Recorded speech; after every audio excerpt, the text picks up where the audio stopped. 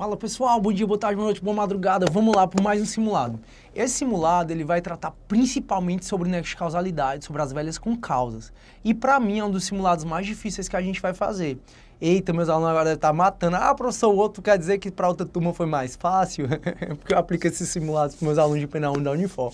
Já falei isso, um beijo para vocês. Então esses são os simulados mais difíceis que eu considero. E eu resolvi mantê-los porque é uma das questões, eu peguei questões de hemofilia, que os alunos têm dúvida, e peguei algumas questões que fogem ao senso comum. Por isso eu vou continuar. Então, pessoal, se você puder, curta, compartilhe o vídeo, comente, diga que eu sou lindo, maravilhoso e por aí vai. Professor bem humilde. Vamos para frente. Turma, a primeira questão, ela caiu no OAB e ela é uma questão que fala de hemofilia e ela é relativamente cheia de polêmicas, essa questão da hemofilia. Bora lá. O Wallace hemofílico foi atingido por um golpe de faca em uma região não letal do corpo. Júlio, autor da facada, que não tinha o dolo de matar, preste atenção no dolo concomitante. Você quer saber qual é o crime que o cara responde? Preste atenção no dolo concomitante, no momento da prática da conduta. Então, quando ele fala, Júlio, que não tinha a intenção que não tinha a intenção de matar, tudo quanto é assertiva de homicídio, provavelmente você já pode descartar. Então, vamos lá, assertiva A, B, C, D, se for homicídio, já pode descartar. Então, o Wallace é hemofílico, foi atingido por um golpe de facada na região não letal do corpo. Júlio, autor da facada, não tinha a intenção de matar, mas sabia da condição específica de Wallace. Sai da cena do crime sem desferir outros golpes, muito embora ele podia. Então você também já tira aí a questão da tentativa. Por quê? Porque ele sai da cena sem desferir outro golpe, muito embora ele podia. Estando Wallace ainda vivo. No entanto, algumas horas depois, Wallace morre, pois apesar da lesão ter sido em local não letal, sua condição fisiológica agravou seu estado de saúde. Acerca do estudo da relação de causalidade, assinale a opção correta. Veja o que aconteceu, pessoal. A questão por nenhum momento disse que o Júlio, autor da facada, ele assumiu o risco de matar ou de causar qualquer coisa. E a gente viu que ele não tinha um dolo de matar. Nesse caso, olha o que é que acontece. São concausas, pluralidades de causa concorrendo para o mesmo crime. Tem a hemofilia, que é uma concausa pré-existente ou antecedente, porque ela veio antes, e tem a facada, que é uma concausa superveniente. O que matou de fato? O que matou de falta foi a hemofilia. A hemofilia é uma concausa pré-existente. A hemofilia, ela matou em razão da facada. Não é à toa que ele deu a facada, o cara ainda estava vivo e ele morreu em decorrência da hemofilia. Nesse caso, são concausas, é uma concausa, hemofilia, pré-existente, porque foi ela que cometeu o crime e ela existiu antes da facada, portanto ela é uma concausa pré-existente, relativamente independente, porque a hemofilia, ela matou por conta da facada. Só que a hemofilia e a facada, elas têm relação entre si. Só que a hemofilia, ela matou sozinha. Você sabe que ela matou sozinha porque a questão te diz várias vezes que a coisa foi em local não letal, a lesão foi em local não letal. Então a hemofilia, ela matou sozinha. Foi em local não letal, não foi junto, não foi a hemofilia junto com a facada. Foi só a hemofilia. Então nesse caso, é uma concausa, a hemofilia, relativamente independente, porque ela tem relação com a facada, pré-existente, porque ela veio antes da facada e foi ela que de fato matou, que sozinha produziu o resultado. A gente viu que quando a concausa sozinha produz o resultado, o agente só responde pelos atos anteriormente praticados. Então, nesse caso, ele deu a facada com a intenção de matar? Não, com a intenção de lesionar. Portanto, o Júlio só responde por lesão corporal consumada, ele não responde pela morte. Então, assim, o Júlio, que deu a facada com a intenção de lesionar, só responde pela lesão corporal consumada. Porém, a gente viu os crimes pré-dolosos. Os crimes pré-dolosos são aqueles que têm os dolo no antecedente e culpa no consequente. Ou seja, dolo de praticar uma conduta, só que porque você excede muito nessa conduta, você acaba causando um resultado mais grave. No caso, como o Júlio sabia da condição de hemofilia do Wallace, o Júlio, ele responde pela morte no sentido culposo. Ou seja, ele vai responder para o crime de lesão corporal, que é o que ele quis, seguida de morte. Veja, ele não tinha a intenção de matar, mas ele excedeu ao dar uma facada no hemofílico, mesmo em região não letal. Como ele excedeu em dar a facada no hemofílico, mesmo em região não letal, ele responde pela morte da maneira culposa. E quando você tem a intenção só de lesionar e por culpa a pessoa acaba morrendo, você responde por lesão corporal seguida de morte. Então vamos ver o item A. O item A diz assim: o fato de Wallace ser hemofílico é uma causa relativamente independente pré-existente, correto?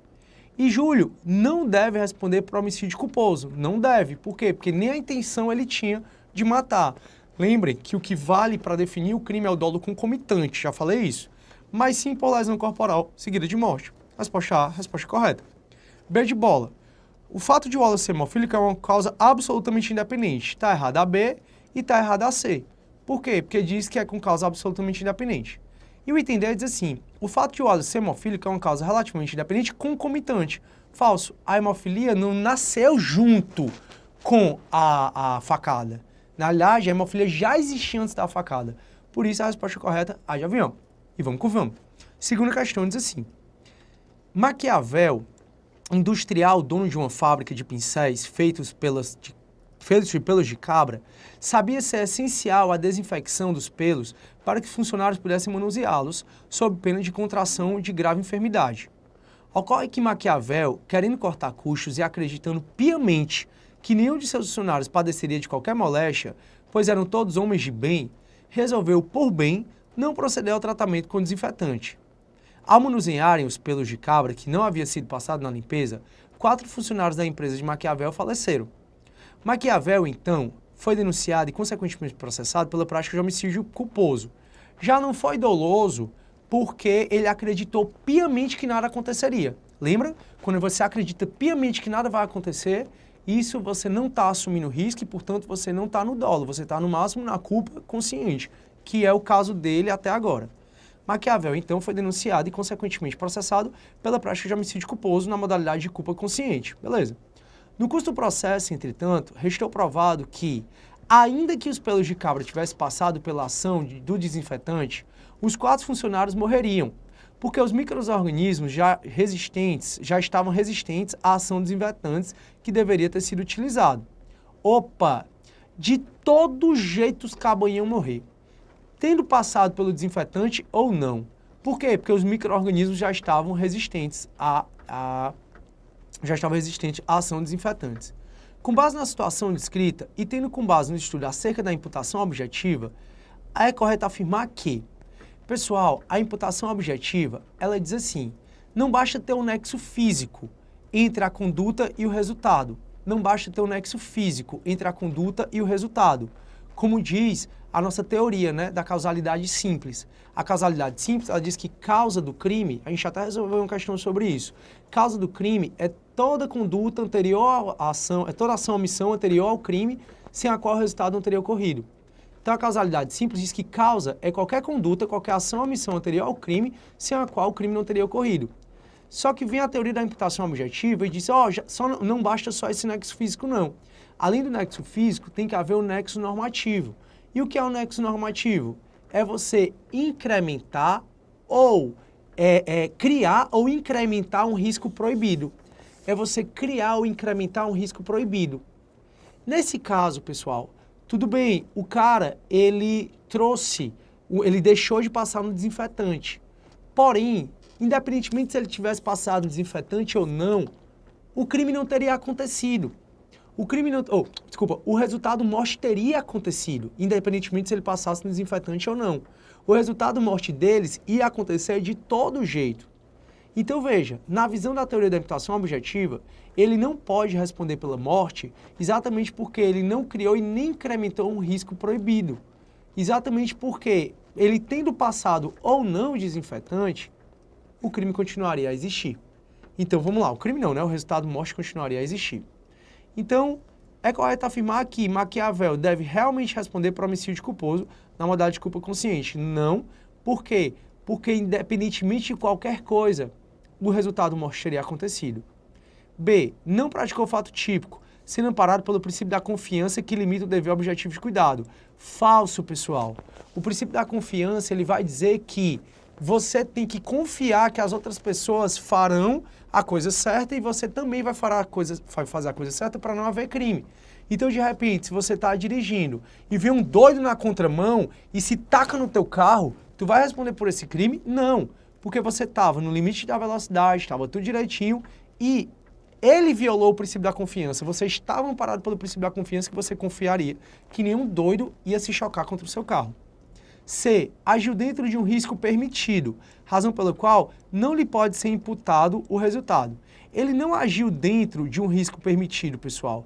Por que ele não agiu dentro de um risco permitido? Porque não é permitido que ele deixasse de passar o desinfetante. Não é permitido que ele deixasse passar o desinfetante. Porém, ele não passou o desinfetante e com isso ele não criou, ou ele não incrementou nenhum risco proibido. Por que ele não incrementou nenhum risco proibido? Porque mesmo que ele tivesse passado desinfetante, o crime teria acontecido do mesmo jeito. Então diz assim, D. Não pode ser imputado o fato a si, pois, com a sua conduta, não incrementou um risco já existente. Correto. Ele não incrementou o risco já existente porque já existia o risco das pessoas morrerem. As pessoas já iam morrer independentemente de ele passar desinfetante ou não. Essa questão, pessoal, a resposta correta é D de dado. E é uma questão da OAB, para vocês verem como as questões da OAB têm cada vez sido mais difíceis. Por isso, estudem, pessoal, para você passar nesse negócio. Mas eu também tenho um cupinho no cartório, porque eu botei só questão matando aqui. Tirando as últimas duas são mais tranquilas. Item terceira, de defensor público. A é esfaqueado por B, sofrendo lesões corporais leves. Socorrida e medicada, A é orientada quanto aos cuidados a tomar, mas não obedece à prescrição médica. E em virtude dessa falta de cuidado, o ferimento infecciona, gangrena e ela morre. Assinale a opção correta. Opa! Aqui é um caso de com causa. A ela foi esfaqueada. E aí ela foi para o hospital e teve orientações médicas e ela não seguiu. Como ela não seguiu as orientações médicas, ela morreu. O que é que matou? Matou foi ela não ter seguido as orientações médicas. É uma concausa, portanto, superveniente, relativamente independente, que por si só produziu o resultado. O que matou aqui, matou sozinho, foi ela não ter seguido as orientações médicas. Como ela não seguiu as orientações médicas e é uma concausa superveniente, relativamente independente, que por si só produziu o resultado, ela só responde pelos atos anteriormente praticados. Aliás, ela não. Quem deu a facada só responde pelos atos anteriormente praticados. A partir do momento que surge uma concausa superveniente, relativamente independente, que por si só produz o resultado, a gente viu que esse resultado não pode ser imputado a quem fez a outra causa. Então o resultado morte não pode ser imputado ao B, que o B que deu a facada. E aí, turma, o B responderia só o quê? O B só responderia pelos atos anteriormente praticados, mas não pelo resultado morte. Aqui ele não diz qual era o intuito do B, né? Ele não disse se o B queria lesionar, que aí seria lesão corporal consumada, ou se o B queria matar, que aí seria tentativa de homicídio. Mas em nenhuma hipótese o B vai responder pelo resultado morte. Por quê? Porque a concausa superveniente relativamente independente sozinha produziu o resultado. Então, o B diz assim, assinale a opção correta. A. B responde pelo resultado morte, falso. B. B responde pelo ato de lesão praticado, visto se tratar de uma causa concomitante relativamente independente. Não é uma causa concomitante. Ela não seguiu a orientação médica e veio depois gangrenar e a morte veio depois. Por isso é uma concausa superveniente. B. B responde pelo resultado morte, não responde, tendo em vista ter se tratado de uma concausa concomitante absolutamente independente. Tá? Falso, toda falsa. D. B responde pelo estado morte, não responde. E B responde pelo ato de lesão anteriormente praticado, visto se tratar de concausa superveniente relativamente independente. Correto. Que por si só produziu o resultado. O item é correto. Veja que é uma questão que você sabe, é uma questão relativamente simples, que você sabe igual aquela do incêndio que a gente fez no simulado passado. Porém, muito embora seja relativamente simples, a resposta para você achar poderia ficar um pouco difícil. Por isso, fique atento e crie traquejo para resolver questões de concurso. Quarta questão. Quanto à teoria do crime, marque a alternativa correta. Item A, aqui eu botei mais teórico, né? 3 questões de mais prática e aqui mais teórica. A superveniência de causa relativamente independente não exclui a imputação quando por si só produziu resultado. Falso. Isso é a letra do artigo 13, parágrafo 1º. A superveniência de causa relativamente independente, ou seja, causa que veio depois relativamente independente, exclui a imputação, ou seja, quem praticou a causa anterior não responde pelo resultado, quando por si só produziu o resultado. Então, se há com causa que veio depois sozinha produziu o resultado, esse resultado não pode ser imputado a outras pessoas. Está errado por conta do não. B. O resultado de que depende a existência do crime somente é imputado a quem lhe deu causa. A B já é a resposta correta, pessoal. E a B também já é letra de lei. É o artigo 13 caput. O resultado de que depende a existência do crime somente é imputado a quem lhe deu causa. E ele vai falar o que é causa. Nós vimos isso no simulado 5. Não sei se vocês lembram que a gente viu no simulado 5. Portanto, a resposta correta, B de bola. C. A omissão não é penalmente relevante quando o omitente devia e podia agir para evitar o resultado. Falso. Também é o artigo 13. A omissão, parágrafo 2º, é penalmente relevante quando o omitente podia e devia agir para evitar o resultado. Então está falso mais uma vez por conta do não. A resposta está agora B. E D, salvo disposição em contrário, não se pune a tentativa. Falso.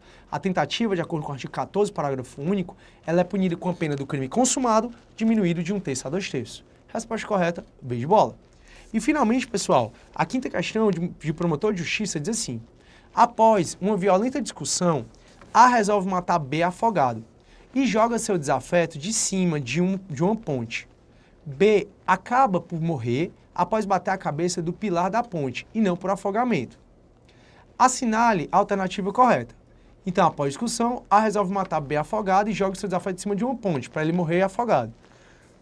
Só que o B bate a cabeça e morre.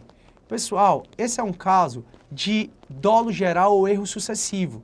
Dolo geral ou erro sucessivo é o agente praticar uma conduta acreditando que vai alcançar o resultado, mas o que pratica a conduta, ou o resultado mesmo é acontecido por conta de outra conduta, de outro resultado.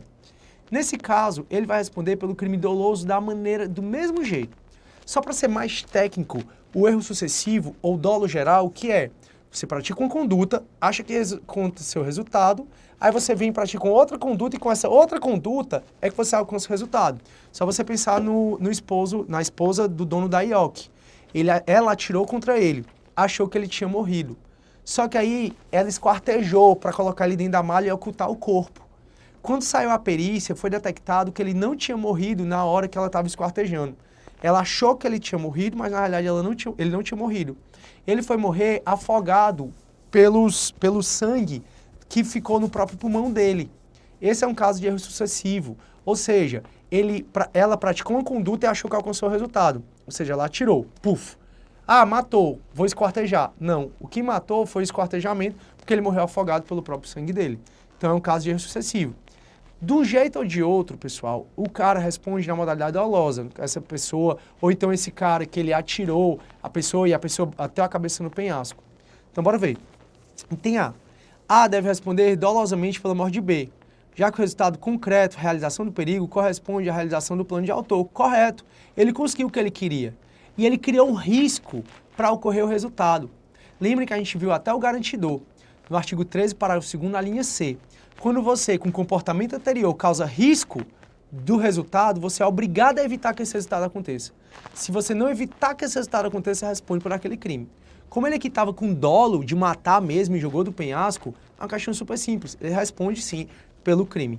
Resposta correta já é a A. A deve responder dolosamente pela morte de B, já que o resultado concreto, a realização do perigo, corresponde à realização do plano de autor. Correto.